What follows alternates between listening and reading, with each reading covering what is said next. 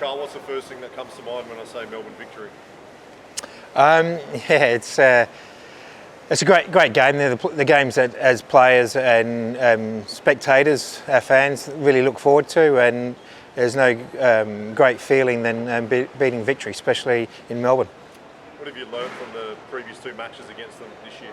Yeah, look, they're a very difficult side to play against. You know, Popper always sets his team up very strong defensively. And you know, I know they've had a few changes now from the January transfer market, so they've brought some more quality players into their side. So it's going to be a tough game for us. You mentioned those players. Romero, from what we saw up front, looks a real handful. Yeah, look, and the boy at the back has strengthened them a little bit as well, because they, you know, I suppose unlike Popper's teams, they've been giving away a few soft goals. So.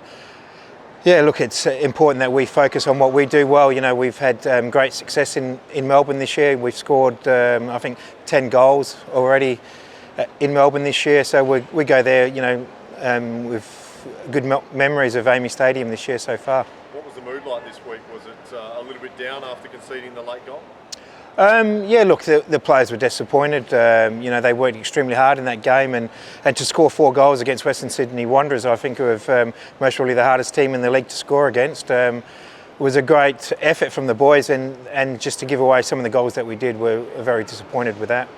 Obviously no Josh and no Ryan this week, a little bit of a headache at left back, but something you've worked on during the week? Yeah, most definitely. You know, we've got a lot of defenders in the squad, so you know it's a little bit of a reshuffle for us at the back. But you know, it's an opportunity for one of those players that haven't been playing to come in and do well. Reshuffle at the back's not something unfamiliar in this lineup.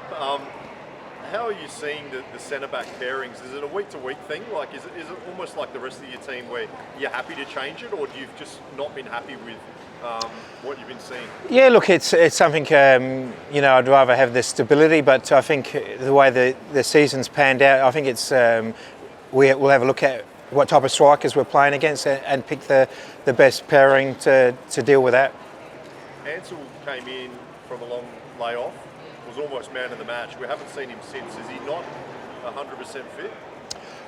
Yeah, look, Nick's going, you know, not quite there, and you know, as you said, he was outstanding in that game that he's played, and we're just giving him a little bit more time to make sure that his body doesn't break down again.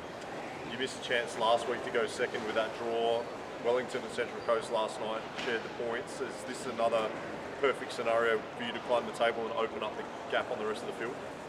Yeah, look, it's important that we pick up the points, because as you say, there's 8-9 games to go, and we play most of those teams that are battling for those positions. So it's important that we keep picking up those points, because everyone's going to be playing each other, and it's important that we just look after ourselves and get the points that we need to make the finals. And obviously disappointing to lose Josh. He got himself back in the starting 11. As a footballer, you don't want him to be missing ahead of this game, obviously with extra significance. Have you spoken to him? How is he?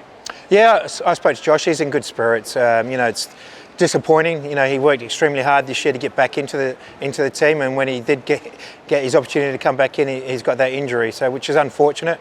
But you know, he'll bounce back stronger, you know, next year, and hopefully he'll get back available for the start of the season next year. Barnett and Duzel in the squad. What have you liked in particular from Luke? Yeah, Luke's a very intelligent player. You know, it's just unfortunate that he hasn't had much game time to develop as a young player, and that's what young players need. They need the opportunity to play, and they need to have that belief that they can play. And we'll give him those opportunities here, and you know, what he's shown to me so far is that he can definitely play at A-League level. I think I'm correct in saying that Joe Gauchi's out of contract at the end of the season. Is there any discussions to keep him here? Where's that at? Yeah, look, Joe's a very key player in our squad, and we've given him a lot of opportunities here, and it would be great for him to stay with the club. But that's something that the club is working through at the moment, and hopefully we'll have some good news shortly. The game itself, though, Carl, the A-League's Pride Cup, just a word on the importance of that initiative, despite Joshua playing, but also having it as a double header too. Just a couple of words from you on that. Yeah, look, there's no secret. You know, since Josh has come out a couple of years ago, it's important that we support all communities. and this is a great way of showing that we are open to all communities and come in and support this great game that we've got.